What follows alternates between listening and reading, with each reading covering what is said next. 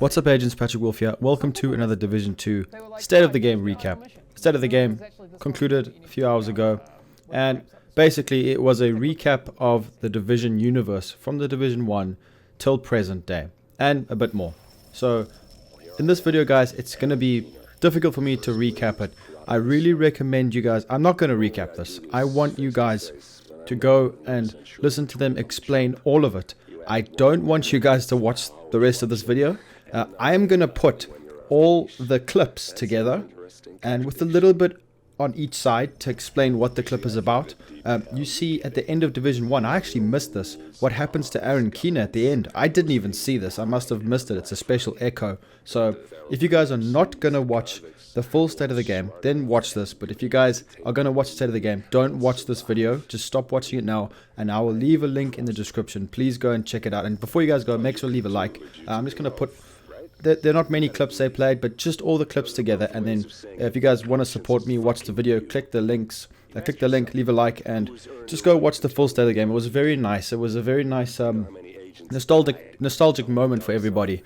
Just seeing them talk about the original, the roots of the game, and explaining it in pretty good detail. So I recommend you guys watch the full State of the Game.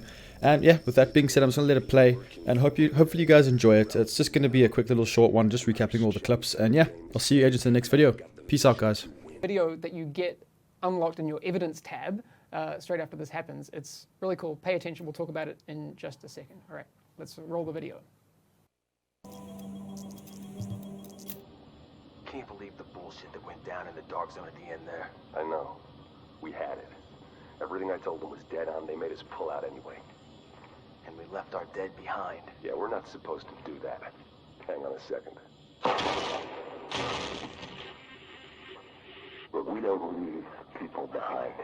We're here to make sure this city doesn't get left behind. But the people we're working with, they're just fine with leaving all of us behind if it's convenient. Look, I don't agree with every decision that's been made, but I am saying it's time to leave them behind. Their model doesn't work anymore. If we're smart, we cut it loose before it drags us down, before it kills us. you're talking treason. I'm talking common sense. Look around. There's nothing left to save.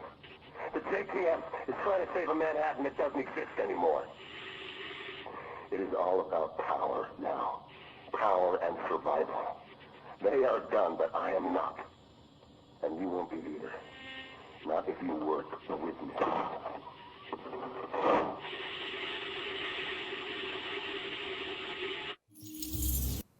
Okay, so we know now that this is Keener talking to someone, a nameless first wave agent. Yep. It doesn't actually say it in there that it is Keener, right? I mean, we kind of assume it because of what happened. Yep. Is there anything else you can tell us about that video that you think sticks out? I mean, we hint back at the event that caused him to actually go rogue, of course, with the first wave being abandoned in the dark zone. I mean, they were in a pretty tough situation, outnumbered and no support, and that had an unfortunate effect on a lot of the first wave agents, where they either had to pull out or just died out of overwhelming odds. Yeah. So some people got a little bitter. I think Keener probably is the most bitter person from that. Sure, it does seem a little bit salty. Yeah. But Interesting research in his apartment. yeah, this is one of actually my favorite missions from the first game. Visually, I think Yeah, it's still one of the visually it was coolest super ones. Can we take a look at the video? George captured this earlier from the moment when you go into Amherst's apartment and kind of like, oh, this is some serious business going down in here. Let's take a look at the video for that. Yeah, we can kind of chat over this one because this is one of the coolest moments in Division 1 for me. Yeah. This is how you know he's a crazy genius. Yeah. He has a lot of books and blackboards with scribbles on them. John, I'd like to hope that like these are scribbles that aren't going to teach people what to do to make a poison for reals, though. Yeah, we may accidentally have done that. Yeah, to be honest, so- our environment artists are so crazy with the amount of detail and like attention to detail that they have. Like, That says Sigma. Okay, you just got that. All right. No, it's such a cool environment. I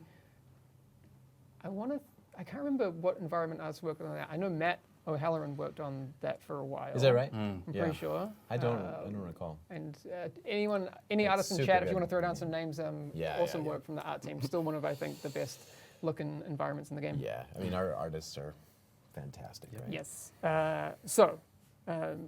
Amherst, what else can you tell us about him? Because we've looked at his plays, we've heard him mentioned by Candle. What else do we know about him? I mean, you know that he's sort of been airing these kind of radical ideas about humanity versus nature and how we're basically not on a sustainable path where we're sort of preying on the planet, and eventually the planet is just not gonna stand for that anymore. But he's got some pretty radical ideas for how to solve this, which kind of involves wiping out parts of humanity. So a little bit Thanos, like Signal. Some people missed this. They were like, "Oh, I finished the final mission." Yeah. No, there's actually this one thing that you need to check out, which wraps up the story for Division 1. So let's take a look at that, and we'll be back in a second.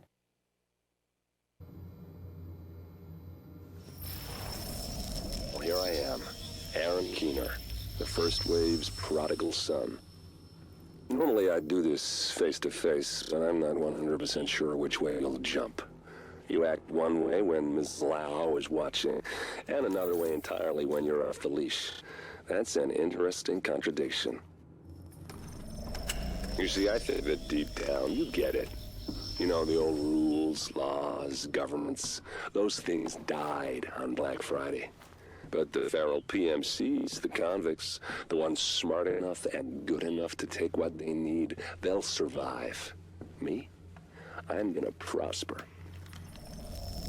Oh, you could too, but you took an oath, right? You got a duty. Those are both ways of saying that your conscience is fucking you. You ask yourself, who has earned a right to tell you what to do? Do you know how many agents died to hold the Dark Zone just for the brass to give up and put a wall around it? You don't believe me? You should check the place out for yourself. But the people you're working for, they're irrelevant now. Amherst changed how the game is played, and I have got the vision to win. I got Chernenko, I got a DNA printer, and a very interesting recipe book. I'm gonna write my own rules. You should think about getting in on this thing. I'll be seeing you.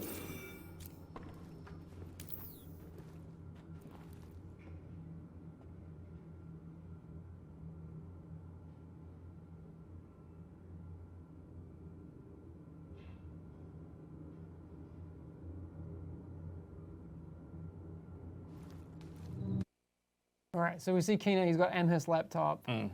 There's also a dead body in there. People might have missed at the... It's Amherst. Yeah. It's the man himself. So Keener's got everything he needs, all the ingredients to do some stuff. We have a video which kind of recaps exactly what happened from a very top-level perspective. Just let's refresh. We'll come back and we're going to talk about some of the key points that you need to know. All right, let's take a look at this video right here. Yeah.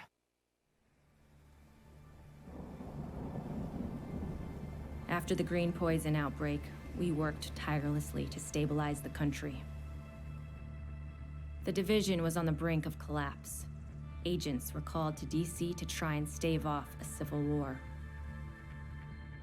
Deadly factions roamed the streets and vied for control of the nation's capital.